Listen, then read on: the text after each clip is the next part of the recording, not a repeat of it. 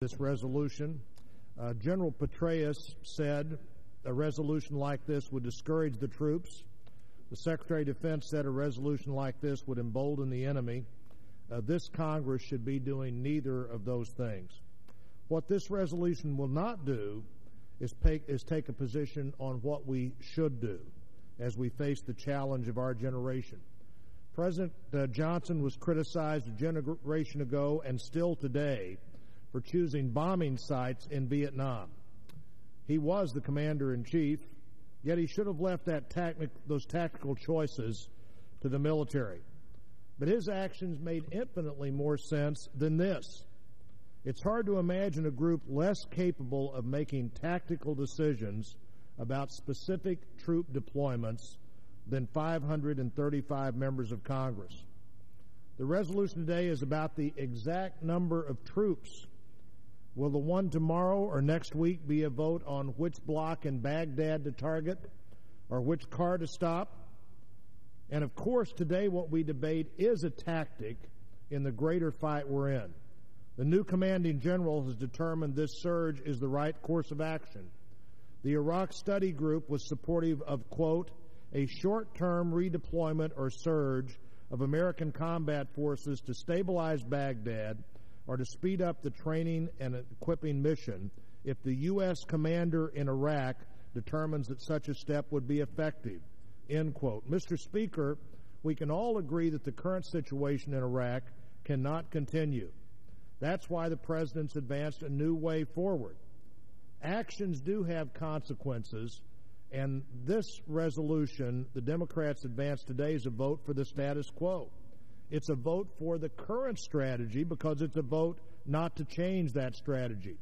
The current strategy isn't working, and as a Southwest Missourian told me yesterday, we're there.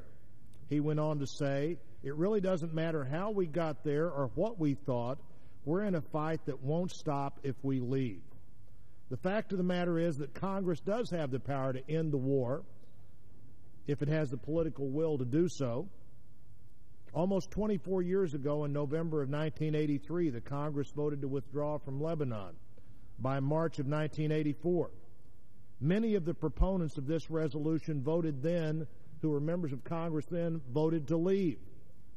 They lost 153 to 274, but the message was sent, and we left anyway. And when we left, the myth of American weakness began to take hold in Al-Qaeda. The language of this non-binding resolution doesn't tackle the tough issues of war. It tries to have it both ways, disproving the tactics but supporting the troops. It doesn't say we'll fund the troops in the future or not fund the troops.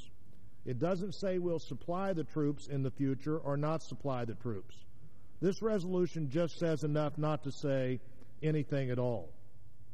America should see this move for what it really is, a political first step to cutting off funding for the dangerous mission our troops face. The truth is we're at war against a hostile and ferocious enemy that will stop at nothing. Imagine how this debate this week bolsters those radical terrorists whose sole goal is to destroy America, because we disprove, as no society ever has, the dogma of religious totalitarianism that they use every day to recruit followers and funders and suicide bombers. Our diversity, our ability to live together, and the prosperity and vitality that are the result have produced the enemies we face today. As long as we live as we do, they must be wrong.